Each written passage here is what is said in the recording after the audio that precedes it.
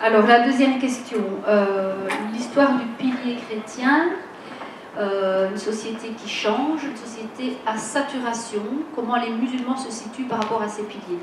D'abord, je voudrais repréciser, donc ce que j'ai dit, c'est que le CEFOC est né dans la matrice du pilier chrétien. Ça ne veut pas dire qu'il s'identifie de l'intérieur à ce pilier chrétien. La manière dont il se définit aujourd'hui, c'est un pluralisme situé. Ça veut dire que de fait, l'association est pluraliste, aussi bien dans ses cadres que dans le public avec lequel elle travaille, que dans les partenariats qui sont noués. C'est un pluralisme de fait, mais on ne peut pas nier que historiquement, donc il y a 40 ans maintenant, la matrice était celle du pilier chrétien. Ça, c'est l'histoire, on peut rien y faire.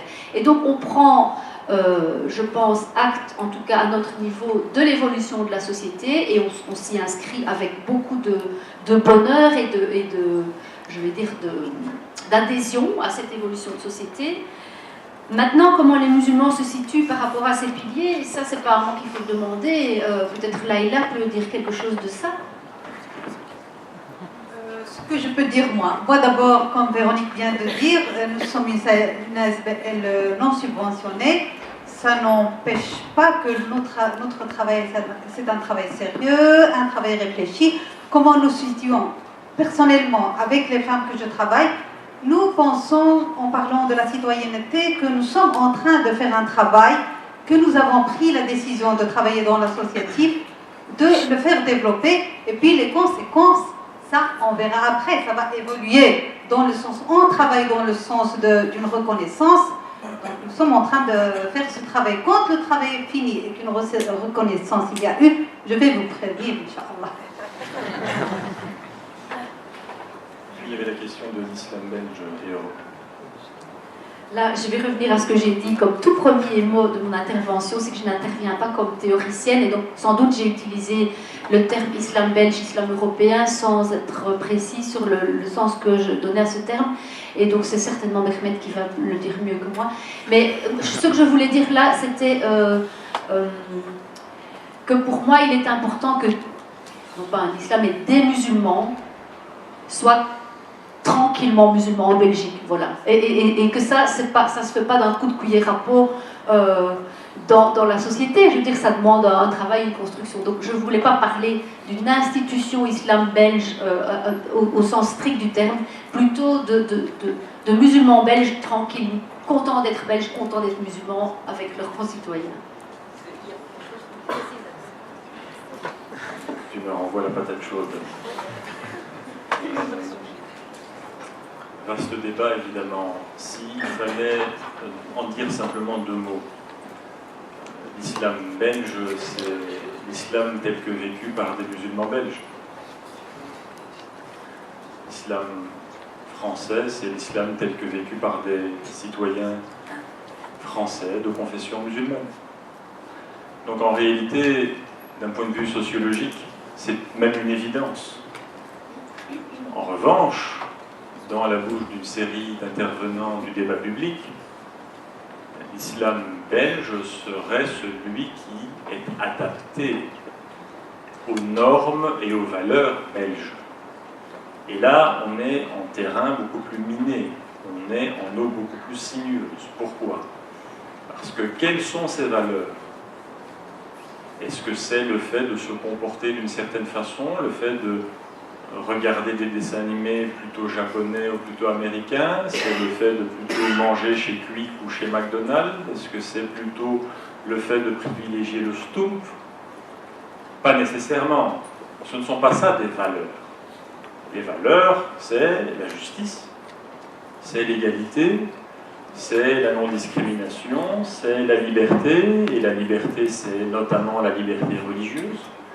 Et la liberté religieuse, c'est notamment la liberté de croire, de ne pas croire, de croire et d'arrêter de croire et de changer de croyance, de croire mais de ne pas exercer sa croyance, et puis de changer, puis de revenir vers sa croyance originelle, parce qu'on a essayé quelque chose pendant un certain temps et on s'est rendu compte que ça ne convenait pas. C'est tout ça. Si ce sont ces valeurs qui sont nos valeurs, eh bien, il n'y a pas à créer quelque chose de neuf par rapport à ce qui existe déjà. Il faut simplement que les uns et les autres soient de la même façon qu'ils attendent qu'on les respecte vis-à-vis d'eux, et bien respectueux des droits et libertés fondamentaux de tous les autres dans la société tels que garantis par la Constitution et la Convention européenne des droits de l'homme. Donc il faut préciser ce qu'on entend par islam belge, islam français, ou islam de Belgique et islam de France. Pourquoi pas un islam d'Anderlecht, ou un islam de Molenbeek, ou un islam d'Evere, ou un islam de mon quartier. Donc, je le dis avec une semi-boutade, parce qu'il n'y a pas de limite à la particularisation théorique qu'on souhaiterait faire de l'un ou l'autre culte. Et donc, de mon point de vue, il y a des pratiques différentes en fonction des citoyens dont on parle sur une perspective individuelle. Chaque individu vit d'une façon différente sa foi. Mais de façon générale, l'islam belge, c'est celui des Belges musulmans. Alors, on reprend encore quelques questions. On a encore, grosso modo, 10 grosses minutes. Donc, je vais en tout cas prendre 3 nouvelles questions et ensuite on avisera. Ça va ? Alors, qui souhaite poser une question ? Alors, il y avait monsieur ici qui souhaitait tout à l'heure également intervenir. Alors, je vais continuer à te torturer un peu, Jamal. Il y a une personne tout en haut là-bas qui lève également sa main. Et une personne ici également qui souhaite intervenir. Voilà ma question. Je reprends la phrase de Madame Leila Ahmadjour. Un arbre qui tombe fait beaucoup plus de bruit qu'une forêt qui pousse. Comment faire concrètement pour changer cette image de l'islam dans notre entourage proche et dans une plus large échelle, si possible, lorsqu'on est confronté systématiquement à la grande puissance des médias qui alimentent cette peur permanente et le rejet de l'islam. Voilà.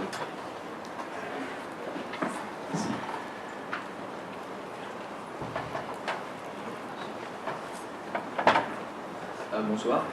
Donc au début, je vais commencer par une petite remarque, c'est que ce que font les médias, enfin français et belges, c'est la technique du contre-feu, c'est normal, ça a été utilisé depuis un peu toujours, comme les catholiques au temps de Kennedy aux États-Unis, les Japonais après la guerre. Je pense que M. Meziti pourra confirmer. Et ensuite, j'ai 2 questions. Bon, je suis désolé. Alors, est-ce que ce qui se passe maintenant en Europe, c'est un petit peu ce qui s'est passé en péninsule ibérique, un petit peu avant la Reconquista, et est-ce que l'extrémisation de ces jeunes musulmans qui vont, cette version djihadique de l'islam, est-ce que ça vient pas de la vision un peu puritaine qui est poussée par les pétrodollars depuis les années 30 ? Merci. Merci à vous. Et puis il y avait une question ici au milieu. Juste, si je peux me permettre, est-ce que la première question du jeune homme a été claire ? Est-ce qu'elle a été claire ? Il me semble qu'elle a été adressée à Laïla. Oui. Elle a été adressée à M. Marwan, mais j'ai repris en fait... Non, pas la question la première question avec la Reconquista. Donc il y avait la question, c'est gentil de me mettre à contribution et de vérifier que je suis bien éveillé. Il y avait la question sur la Reconquista, et puis il y avait une question avant, et il faudrait la reprendre, effectivement. Ah, donc c'était la Reconquista et les pétrodollars, c'était ça les 2 questions ? Exactement. D'accord. Bon, dans ce cas, on peut parfaitement imaginer que c'est clair, Marwan ?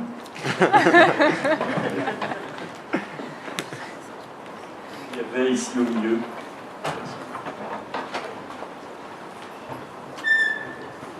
Bonsoir. C'était juste une question très brève. En fait, je voulais savoir qu'aujourd'hui, on voit plusieurs associations qui aimeraient créer des écoles de confection musulmane. Et j'aimerais avoir votre avis là-dessus. Est-ce que c'est une bonne idée ? Est-ce que ce serait pas mieux de créer plutôt des écoles, pluriconvictionnelles ou libres ? Des vraies écoles C'est une question très brève, mais j'aimerais avoir la réponse de chacun d'entre vous. Des écoles vraiment libres. Ouais.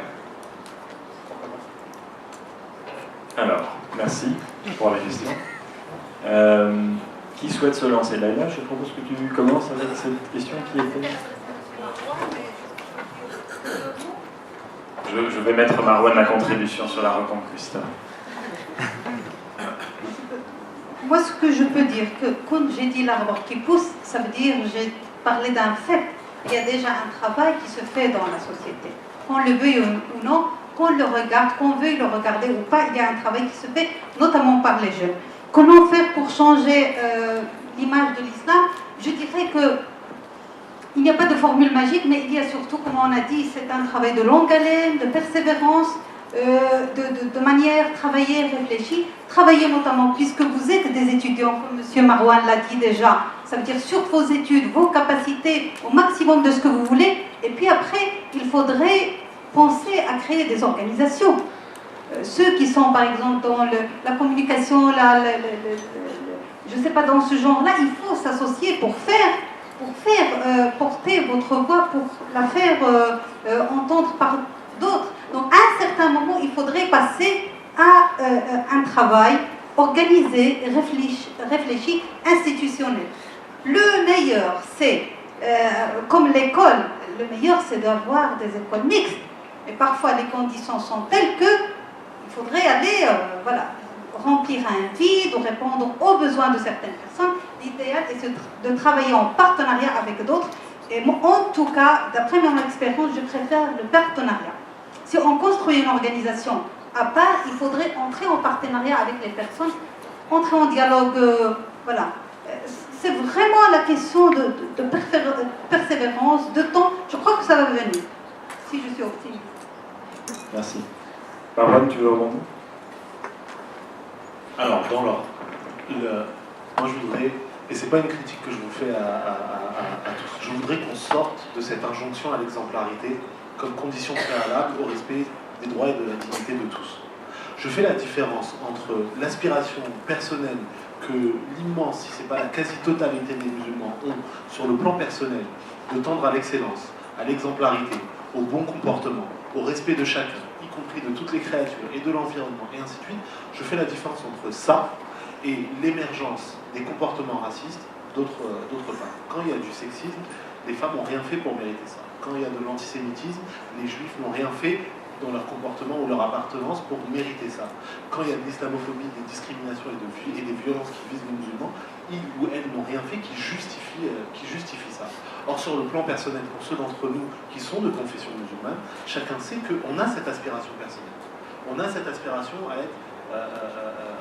incarner une forme de bon comportement, d'exemplarité, de bienveillance, de souci de justice, y compris lorsque c'est à notre détriment. Mais j'ai pas envie que ça se soit utilisé contre les musulmans comme un préalable ou comme une condition au respect de leurs droits. Vous imaginez, on arrive à un moment pour déposer plainte parce qu'il y a un cas d'agression ou un cas de discrimination, et le monsieur regarde dans le dossier et il dit « Ah oui, mais quand même, vous n'avez pas payé vos PV la semaine dernière, vous l'avez un peu cherché. » Et c'est des cas réels où on accompagne des victimes pour des dépôts de plainte, et avant qu'une juriste ou un juriste du CCIF soit avec elle, il lui explique: d'accord, vous avez été agressé, mais quand même vous reconnaissez que ce qui se passe à la télé, ça donne une mauvaise image de l'islam.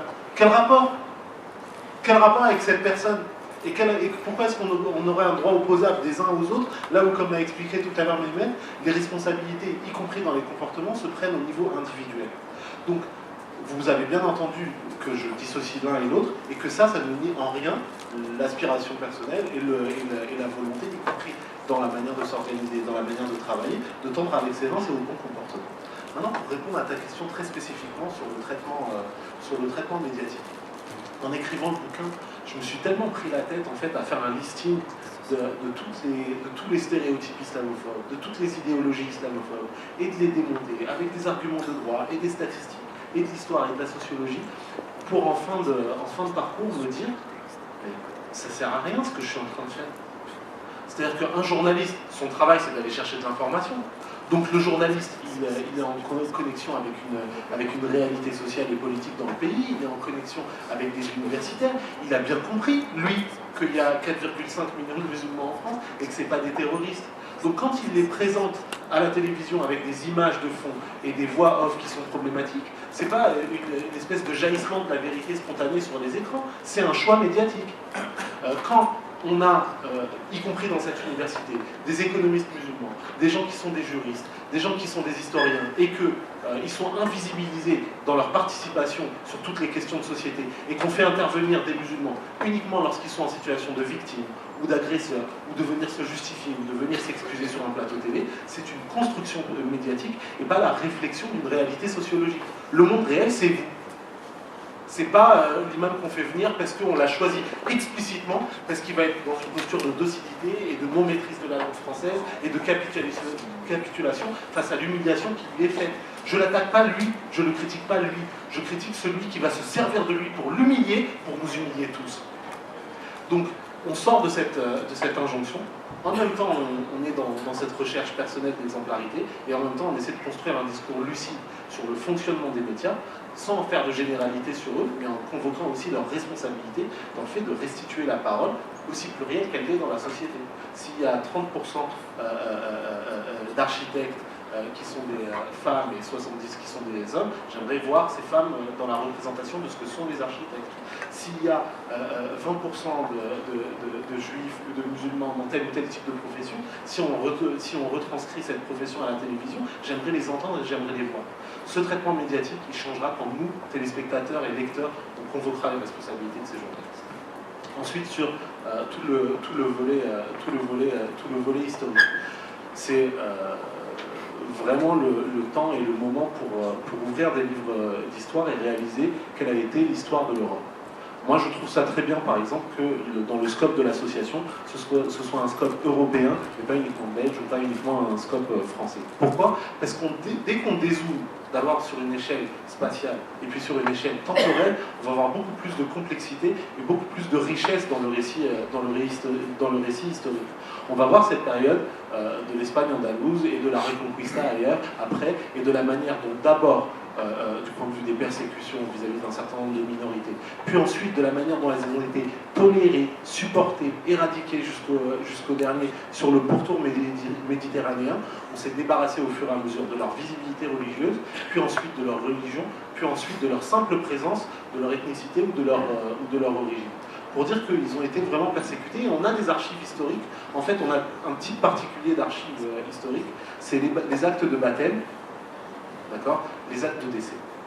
Et qu'est-ce qui nous montre ces actes de baptême et ces actes de décès sur le pourtour méditerranéen de la frontière espagnole jusqu'à la fin du Languedoc? Elle nous montre comment on peut suivre des familles qui ont dû émigrer de village en village en cherchant un refuge. Aux uns, on a demandé d'abandonner l'islam pour devenir chrétien, et pour le prouver, on les a obligés à se faire baptiser à l'église. Ce n'était pas le sentiment des villageois chrétiens à l'époque. Il y avait une organisation de cette Reconquista sur le plan institutionnel et politique, jusqu'à ce qu'ils soient décimés et qu'ils soient invisibilisés. C'est pas, vous entendez bien que c'est pas la chrétienté que je critique, ou même les populations qui habitaient sur place à l'époque.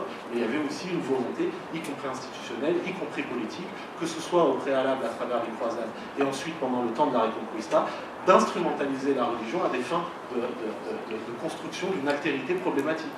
Les paysans, pendant le temps qui précède les croisades, leur souci c'était des impôts injustes, des persécutions, des rapports verticaux et féodaux qui les maintenaient dans une souffrance, dans une épreuve du quotidien. C'était pas du tout inné ni spontané de se dire, tu vois, l'être humain que j'ai jamais vu de ma vie et dont je ne connais ni la religion, ni la culture, ni la langue, ça va être mon ennemi existentiel et on va partir en croisade contre eux et eux contre nous, comme si c'était un conflit existentiel. Donc cette histoire, moi je la lis dans son ensemble. Je lis la présence des minorités tatares en Pologne qui ont été fondatrices et qui ont eu un pacte avec les populations de l'époque de dire on va combattre avec vous et on va fonder un pays. Et elles sont restées des minorités musulmanes pluriséculaires qui existent encore aujourd'hui en Pologne. Ces Polonais, ces Tatars-là, ce ne sont pas des immigrés, ils sont là depuis des siècles et des siècles et des siècles. Je lis l'histoire de la Bosnie et la présence musulmane là-bas. Je lis aussi la présence de communautés musulmanes, même minimes, y compris pendant les temps médiévaux en France. Et je dis que notre histoire européenne, elle est plus riche, plus belle et plus grande que ça. Ensuite, sur le rôle des monarchies à pétrodollar et la manière dont ils ont infusé un type de discours religieux particulier, souvent les gens essayent d'analyser ça sur un biais idéologique ou sur un biais géostratégique, alors que quand on regarde ces pétromonarchies ou ces dictatures en local, elles ont des niveaux de prospective et de vision politique de long terme très différents les uns des autres. Juste rajouter un élément parce que, en parlant de l'école, une école musulmane, déjà la question que je me pose moi, qu'est-ce qu'on met dans musulman? Il faudrait, en tant que musulman, se poser cette question. Qu'est-ce qu'il y a dans musulman? Est-ce que c'est juste, par exemple, le fait que la fille qui part puisse mettre le foulard un certain cadre, ou visons-nous l'excellence? Ça, c'est autre chose. Comme l'école catholique ou l'école communale, il faudrait que l'école, quand elle soit créée et bâtie, comme a dit Véronique, et la loi le permet, qu'elle soit une école ouverte à tous aussi. Ça, c'est primordial. Ça veut dire une école n'est pas musulmane, mais une école belge qui est ouverte à tout le monde, avec, comme l'école catholique, des spécificités. Dans ce sens-là, je suis d'accord. Dire musulman, il faut qu'on m'explique c'est quoi une école musulmane. Un mot aussi sur cette question. Véronique l'a dit, c'est en droit belge quelque chose d'acquis. Ouvrez la Constitution, article 24, paragraphe 1er, la liberté d'enseignement, c'est une liberté constitutionnelle. Ce qui est une liberté pour d'autres communautés convictionnelles ne se transforme pas en quelque chose d'inaccessible dès qu'on parle des musulmans. Donc cette dimension-là doit très rapidement être évacuée en revenant vers les textes. La question de l'opportunité est une toute autre question, évidemment. Je ne peux pas m'empêcher de constater que dans l'esprit, ça a été mis en évidence par Leïla, une série de concitoyens de confession musulmane, s'orienter vers ces écoles-là, c'est notamment, probablement pas seulement, mais notamment, pour répondre aux stigmatisations et aux exclusions qui se sont massivement développées dans le réseau officiel. Je pense qu'il ne faut pas se voiler la face, pour le coup, et il faut l'acter. Est-ce que ça en fait un argument d'opportunité sain? Je ne le pense pas. En revanche, c'est à cette communauté convictionnelle en interne à faire cet examen-là. Je voudrais quand même préciser une chose, c'est que quand bien même elle le voudrait, l'école confessionnelle musulmane ne pourrait de toute façon pas sélectionner le public qu'elle reçoit. Parce que, ce faisant, elle violerait la loi. La loi prévoit qu'il est tout à fait interdit de sélectionner sous prétexte d'un projet pédagogique qui fonde sa source sur les sources scripturaires islamiques, et bien de sélectionner qui peut ou ne peut pas bénéficier de l'enseignement qui est dispensé. Je veux même aller plus loin. Ces écoles-là ne pourraient même pas sélectionner le personnel sur une base convictionnelle. Donc ce sont toutes ces dimensions qu'il faut avoir à l'esprit. De façon générale, je dirais que ça ne s'improvise pas. Il faut véritablement, et ça c'est un autre élément que Leïla a mis en évidence, viser l'excellence. Si il faut relever un défi aussi monumental que la mise en place d'un réseau d'enseignement, il faut véritablement que sur les volets fiscaux, les volets sociaux, les volets de droit du travail, les volets de droit des ASBL, les volets de TVA, tous les volets qui composent notre ordonnancement juridique soient satisfaits, soient remplis et réunis. Ça n'est pas une aventure qui doit relever de l'improvisation. Tout cela étant dit, ça reste un droit constitutionnel sur lequel il n'y a pas lieu de discuter. Ça ne doit pas subitement devenir quelque chose d'hypothétique dès qu'on parle du public musulman. Je pourrais éventuellement encore prendre une question, mais je serais plus enclin à conclure si unanimement le public décide que ça lui convient. Il y a déjà une personne qui lève sa main, donc il n'y a pas d'unanimité. Donc je vais me concentrer sur les personnes qui n'ont pas encore posé de questions, si vous le voulez bien. Est-ce que quelqu'un souhaite intervenir? Voilà, il y a encore une personne qui souhaite poser une question. Je vous en prie.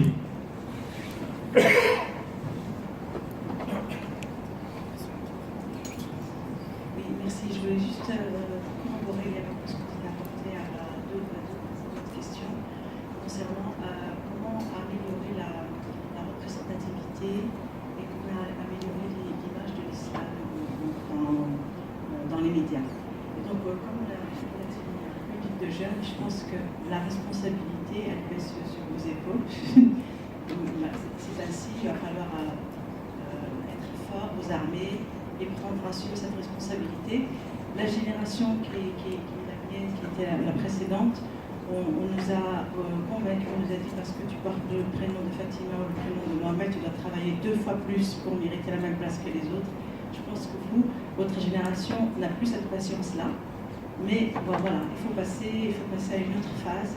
Et donc l'espace des médias, c'est un espace très important parce qu'il y a beaucoup de corps de métier dans lesquels les musulmans sont présents et font du bon travail. Et c'est pas suffisamment visible. Maintenant, dans le choix des métiers, c'est important. Si vous avez des amis, des frères et des sœurs qui se posent la question sur quel métier, dans quoi s'investir, la communication, les médias, c'est vraiment une place, c'est un espace qu'on doit vraiment occuper en tant qu'acteur de la société, justement pour défendre dans les rédactions des points de vue différents et avoir un regard équilibré sur ce qu'est notre société. Ça, c'est une chose. L'autre commentaire que je voulais faire sur islamité, arabité, citoyenneté, comment sortir de la schizophrénie. Et ça, c'est quelque chose aussi, vous, la jeunesse, vous devez vraiment essayer de synthétiser tout ça.